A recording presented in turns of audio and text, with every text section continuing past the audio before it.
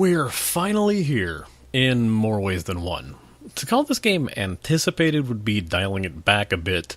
This game came out before Guild Wars 2 and The Secret World, and both of those games will be celebrating their 4-year anniversaries this year. So what was the holdup with this? I don't know and I don't care. It's here so we can finally play an officially released North American version. Pack a lunch and hop into the queue. This is the MMO Grinder, and it's time to look at Blade and Soul.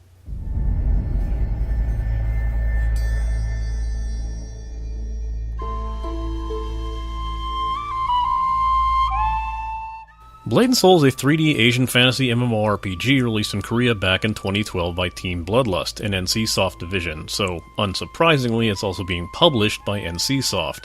Devs of the Lineage series and Ion, and publishers of non-in-house titles Guild Wars 2 and WildStar. Not really sure why it took them so long to figure that out. Of course, those aren't the games you're thinking of when I showed this title, are they?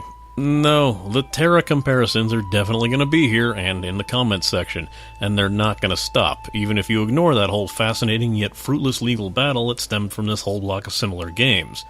Or forget that Terra didn't invent this control scheme. Regardless, it's finally time to see what all the fuss was about, or if this title will be another example of too little too late when it comes to delayed localizations.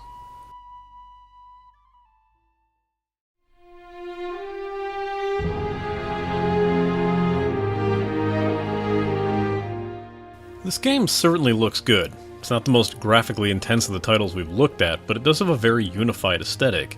The UI is a bit of a mess, however, and might take a lot of tweaking to not look so cluttered and intrusive. Be also wary of some frame rate drops, especially when entering larger areas and places with dozens of players. The game's world is incredibly diverse. There's a lot of variety in its enemies and allied designs, yet everything fits. There's a clear focus on East Asian mythology and design. What else would you expect from a martial arts MMO? But the general design of everything fits in right next to the giant wolves and spiders without seeming goofy or out of place. In fact, beyond the usual fantasy issue of having small continents containing every biome ever, the aesthetic is universal and constant throughout the game. Nothing I ever traveled to felt like it didn't belong, would have fit better in another game, or was seemingly just meant for another game. Imagination didn't seem to run out the further I got, and there was always something interesting about the places I visited. Of course, there's plenty who are far more drawn to another aesthetic in this game. Unlike the triple-layer cheesecake with a sci-fi MMO center Scarlet Blade, the sexy women are a staple, but not the apparent focus. Even the jiggle physics engine, while certainly exaggerated, never reaches levels of Dragon's Prophet or Dark Blood ridiculousness. Like, there seems to be some actual gravity in effect here, unless you equip one of those outfits that instantly transforms you into Daisy Hornboobs. And if you don't know what I mean by that name, then go ahead and click on Daisy's metronome tits up there to be taken to the Dragon's Prophet review. It's kinda like this game if it was broken and more linear and shut down by its North American publisher. Of course, exaggerated proportions are exactly the style and aesthetic of this game's art director, Korean artist Hyung-Tae Kim, likely known in the States for his design work on the PS2 title Magna Carta and its Xbox 360 sequel, as well as various illustrations. You've likely seen it somewhere before, especially if you happen upon a blog that likes to mockingly point out exaggerated anatomy. I won't get mad at it though, because I usually don't care, and more importantly, it's the guy's art style. If you consider this to be basically a Hyung-Tae Kim MMO, it more than succeeds on that front. And it's interesting that the character creator is basically a build-your-own Hyung-Tae Kim character program. While the style translates quite well to 3D, the exaggerated proportions on all characters can easily cause visible and annoying clipping issues with some equipment and outfits.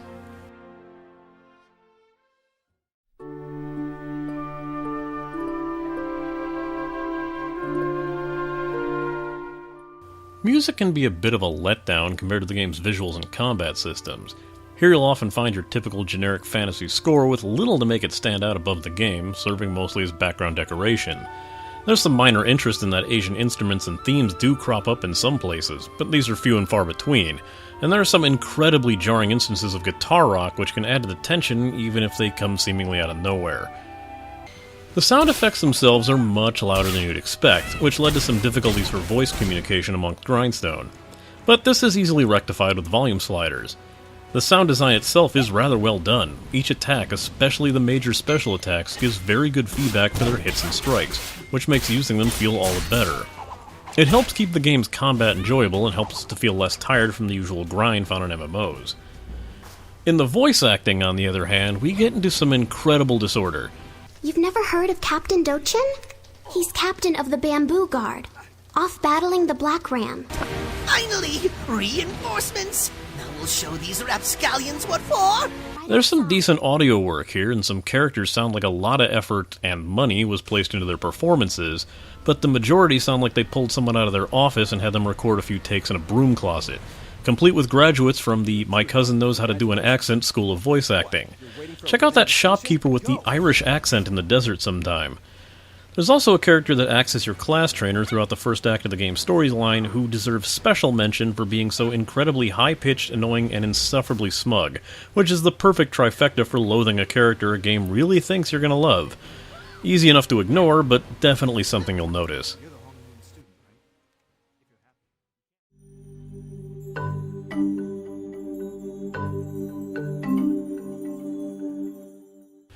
Starting out, we want to make clear just how hardy this character creator is.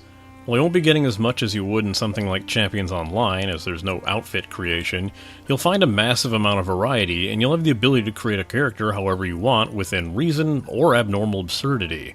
Think of how Ion's character creator would allow you to tweak a model to look like a flawless human being, or the love child of E.T. with nothing more than a set of sliders. Of course, as unique as you can make these characters look, you're still stuck with 4 very human-looking races: the Jin, the Gon, the Lin, and the Yun. Although apparently based upon the 4 mythical creatures of the Black Tortoise, Dragon, Kirin, and Phoenix, they're better described as Kurochi had said: human, giant human, tiny animal human, and girl. Yeah, Yuns are gender-locked as female only. Something you might want to check on is the size of your character relative to the other races. My first attempt at Leah caused her to be a 12-foot-tall monstrosity, as I didn't know just how tall a Gon was going to be, and it's just as easy to crank down the height slider to make your already small and cute Lin character even shorter, possibly making him or her roughly the size of a dust mite.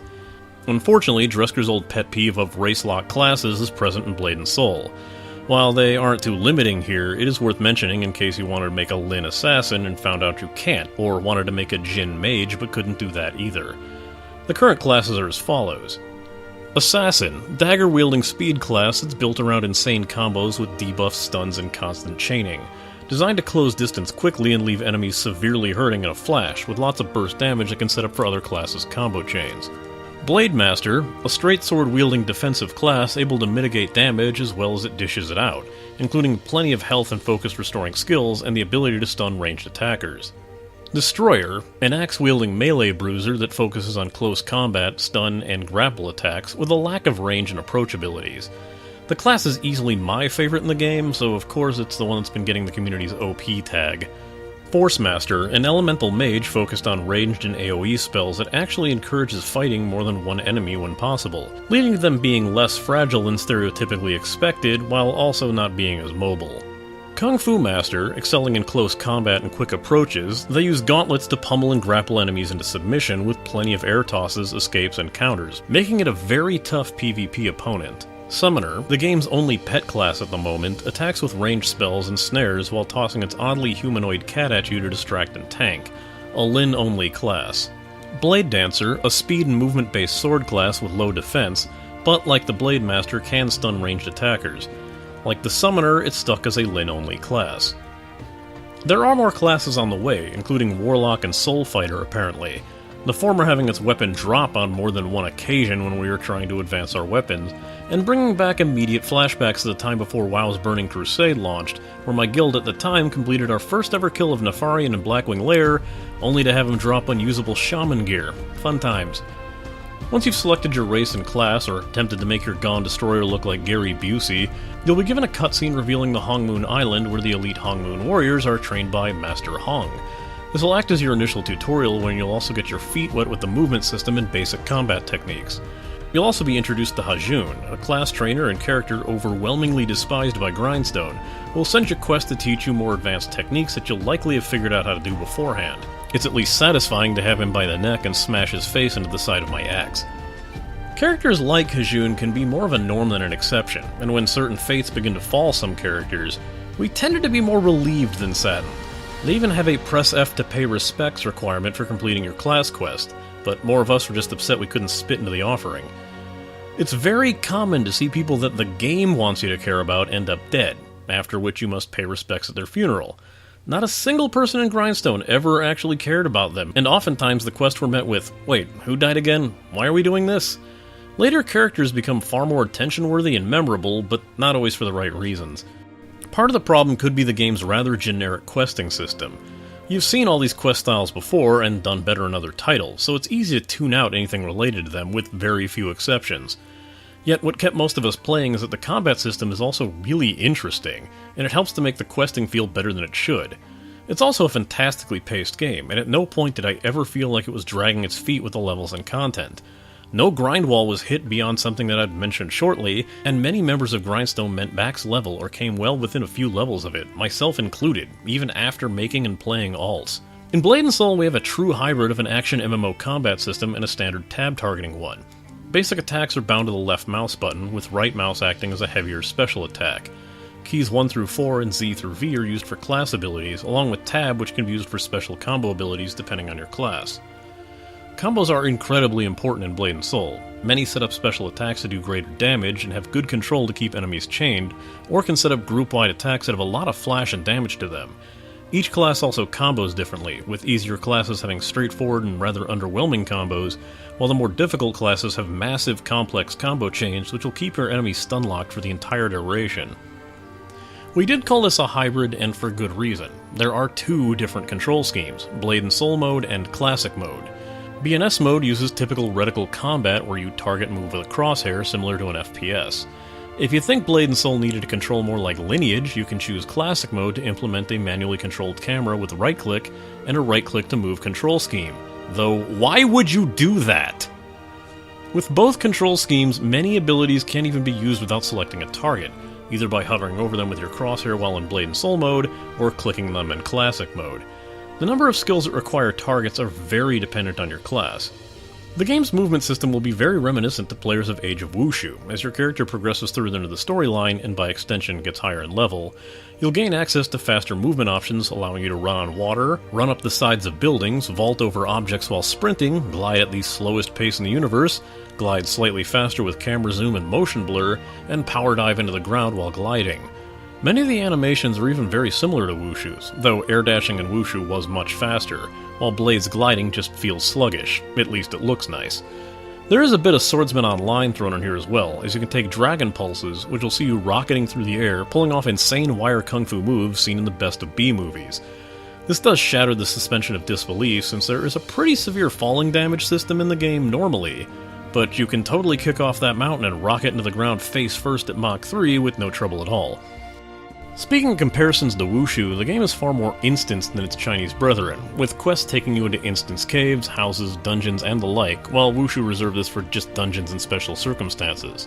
You won't find any synchronized martial arts training here either. Instead, this plays more like a typical Western title, which gives skills and abilities per level. The crafting within Blade and Soul feels absolutely terrible. While it isn't as goofy as Age of Wushu's Candy Crush clone, that system was at least quick and profitable. Blade and Soul, by comparison, is incredibly tedious and has several crafting professions that aren't worth doing at all. They're just filler roles. At least, it seems that way at first, as plenty of the game's gear upgrade system is hinged entirely on elements that you'll only obtain in the crafting system. And no one group of crafting skills can be entirely self-sufficient, so you're forced to rely on others to gain the materials you'll need, either by coordinating with your guild, or by paying the absolutely ludicrous prices in the marketplace. Speaking of that upgrade system, it's handled in a very odd manner.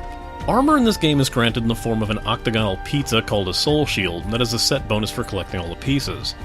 Clothing is entirely cosmetic, and although seemingly optional, your soul shield won't take effect if you aren't wearing something. Soul shields can be tweaked by feeding them other soul shields and a fusion powder gained by salvaging soul shields. You're going to see a lot of these. Weapons, on the other hand, have, well, you know that high-quality but seemingly very easily outclassed Hongmoon weapon that you get shortly after the tutorial? Don't get rid of it. Ever. I'm serious. You might get super excited to see a blue-quality weapon that seems to outshine the Hongmoon one, but that's likely because you never upgraded the Hongmoon weapon.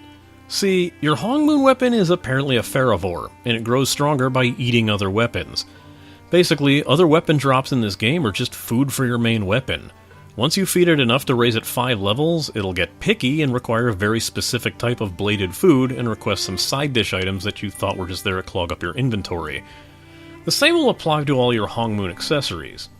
I will say, on the plus side, the weapon can be easily skinned to look like other weapons for an increasing but affordable fee, which is pretty good considering that almost every evolution of the Hongmoon weapon has some weird demonic face on it. Most of these upgrade items are granted to you for free, but most can be crafted or grinded from dungeons, bringing about the sudden importance of crafting. In fact, the Moonwater Transformation Stones can only be crafted right now, and since no crafting combo can make them alone, you'll need other players to make them. Again, by combining your crafted supplies with guild members, or forking over an obscene amount of gold for one, and you'll need several. Of course, that's if you ever reach that point, because when I say specific weapon, I mean very specific. Like the kind of weapon that only one boss in the game drops, or one that's granted to you from a very literal prize wheel.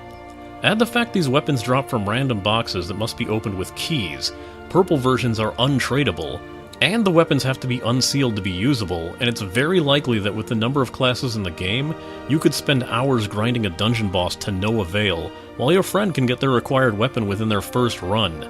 RNG is beyond frustrating in this system, and I can't count the number of keys I wasted grinding and opening boxes until my infernal axe finally dropped.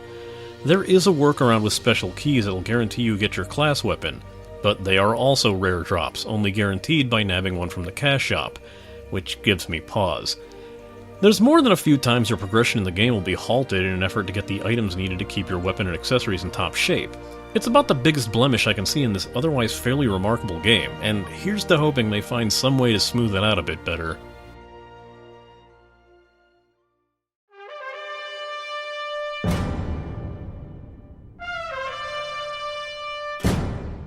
This'll be your prototypical community, especially at a fresh launch, which is to say, it's rather crap.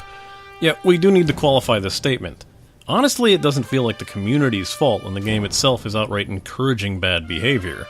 If you do jump in, you can expect the usual crowd trying to find the next game of the week before jumping ship, and it may honestly be better just to wait on this title for a month or two, and allow the game experience to play more evenly, and for servers to emerge from all the launch inflation.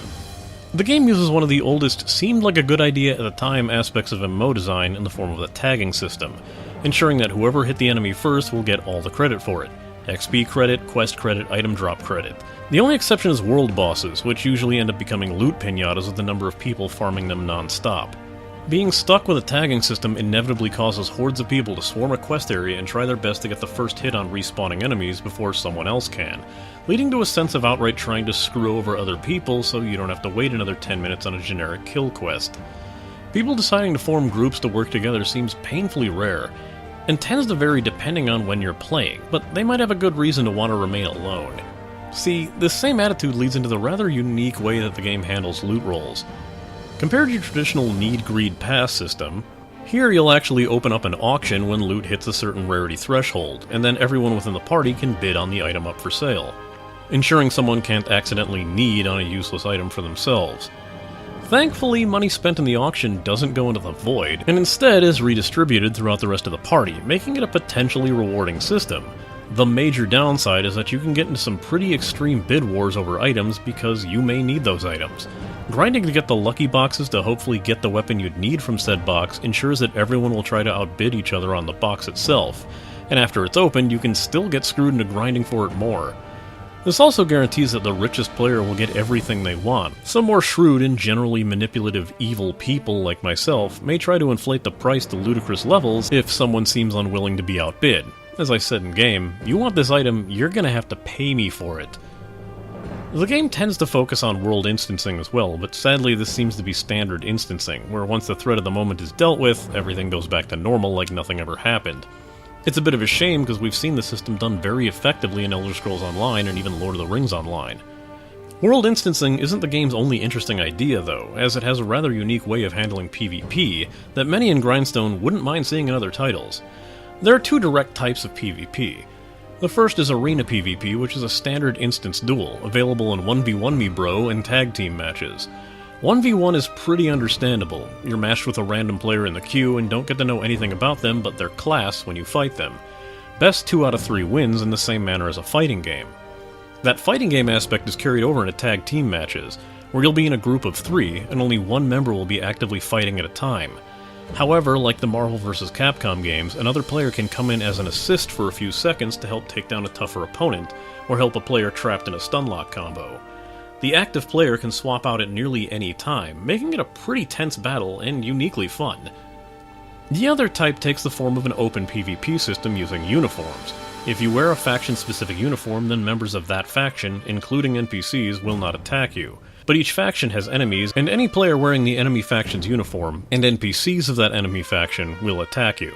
There's even grinding parties set up for wearing enemy colors to attack town guards, so you can get their leaders to come out and fight you to drop gear and currency used to purchase some specific equipment and outfits. Despite the niceties, there is no reason to participate in PvP activities if you're just looking to level. It's a completely opt-in system, and I can appreciate that. There are 2 main factions, the Cerulean Order, or Blue with a terrible uniform, and the Crimson Legion, aka Red with a much better uniform. In addition to facilitating inter-faction PvP, these factions limit guilds exclusively to the faction of the guild's creator. Guilds themselves don't offer too many benefits, at least at first, but they can eventually be upgraded to allow guild-specific crafting projects. Yes, I'm aware that guilds are called clans, but before we all argue that pedantry, ask yourself why the chat command to enter the clan chat channel is /G. Some things are just more universally recognized is all.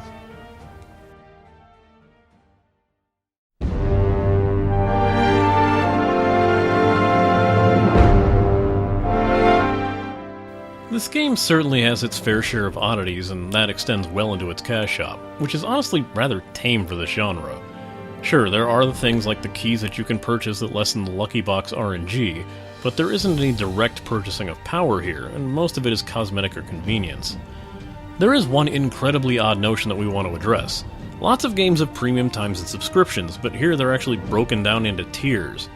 No, there isn't a mega VIP versus normal like in Warface, but rather the more money you spend, the higher up the premium skill tree you go, and the better benefits you get, some of which can only be unlocked at tiers 9 and 10. Premium benefits are far too numerous to all be mentioned, but debatably there isn't anything there that screams that you have to have it, outside of lessening the ridiculous queue times, but that's a problem that already seems to be going away, while the player base lessens to its stable core members. Note that only premium members can gain money while killing enemies, and while the amount of money dropped by kills seems inconsequential, it will add up over time, and can make a difference when you need it. So while it isn't outright required, it does seem rather dubious, and if you want to get the most out of your premium subscription, you'll need to spend a lot on it so you can rack up points to get a higher premium tier. The end coins themselves follow a fairly standard model of 400 coins for $5, and come in increments of 5, 10, 20, 50, and 100, giving a decent spread and avoiding Microsoft point syndrome for the most part.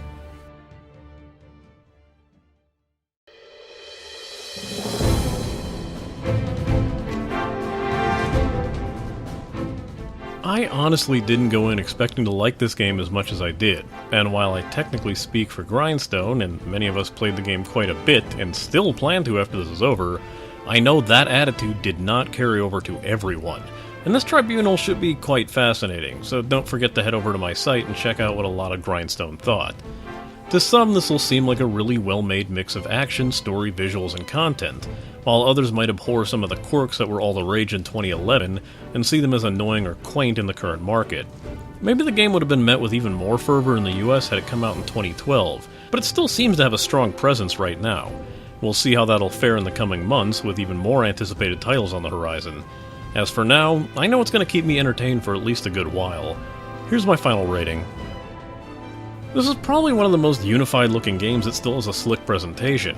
Everything within the universe feels like it belongs there, with few instances of staring at a locale or object and thinking, why is this in this game? It looks fantastic and seems to run with little issue. The combat is hands down one of the best parts of this game, with the unique feel to each class and the sheer number of chain combos you can do with both your own skills and your party members, making this, as DeBeer had said in chat, the best pro wrestling simulator in an MMO. If you like flashy, freeform combat, you've come to the right game. The action carries far beyond the combat. From the flashy movement system to the intense, clearly anime-inspired cutscenes, there's plenty to want to keep you going to the end level without ever feeling like the pace is slowing down. As a standard cash op, it's not quite as truly free as other NCSoft titles claim, but there's little to want here beyond the costume cosmetics, and plenty of more interesting looking ones can be earned in-game. However, if an outfit you like has a literal price tag, this will be your only choice. Far more useful is the subscription light form of premium time, granting you a ton of interesting perks, though prices tend to be a bit on the heftier side. It's your call if you think the perks are worth it, or if you feel the game deserves any of your money. The biggest personal issue I have, and I think I'm far from alone on this, is that the upgrade system being so heavily RNG based is a serious potential detriment to progression. I'm the guy whose average roll is a 4, using 2 dice. Lady Luck is almost never on my side, and leaving up to the harshest of mistresses to decide whether I get to continue playing the game with optimal gear seems a bit of a dick move. Factor in the fact that fortune favors the fortunate, and having to bid for loot against players with the deepest pockets can be quite detrimental to a group's attitude and dynamic. If I didn't have a solid gaming group to travel with, I might still be stuck in Blackrim Narrows. This all ties to the biggest overall issue this game has. These outdated mechanics breed a very selfish "F you got mine" attitude throughout the community. Even when you get that rare instance of a decent human being looking to work with you for that rare monster spawn, that newly formed alliance will be contested by some jerk who's faster at tagging than you are. And that alliance itself can then be shattered by a bid war over a required drop. The entire game is constantly and unintentionally pitting you against other players, even allied players. And if this tired MMO story ideal of "you're the special chosen one" hasn't cemented that thought within you, the rest of the players doing their best to screw you over to speed their own game along will certainly make you feel that way.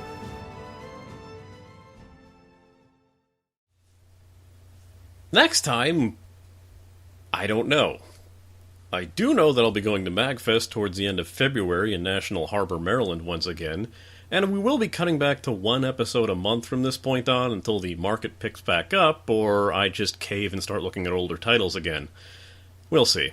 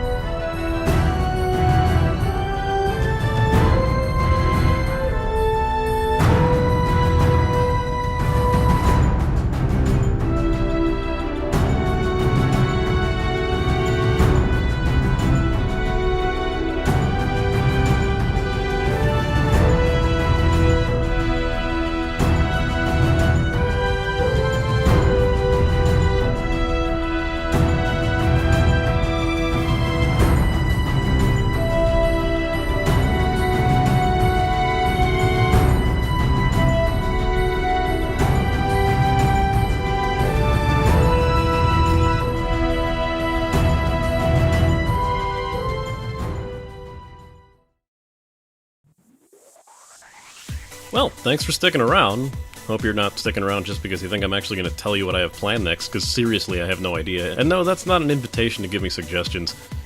We'll say that at least we had a lot of fun with this game, and the Grindstone Tribunal should actually be a pretty interesting read, because we've got a lot more people giving feedback on it. And not all the usuals this time either. And once again, yes, we will be cutting back to 1 main episode a month, but I'll see if I can get some more side content out. I've been pretty lax on that lately. Left window should take you over to my last video on Warface, pretty much just your standard free-to-play shooter, but, you know, it's something. Right window will take you to the latest side quest I did, which was on Blade and Soul. Damn it, I really need to get on this. Once again, Slipstream would like to promote his podcast show at twitch.tv/notokensrequired, occurring every Sunday night at 9:30 p.m. EST, unless he's changed that and didn't bother to tell me, so you know, oops. Otherwise, you can definitely keep up on what he's doing over at notokensrequired.com.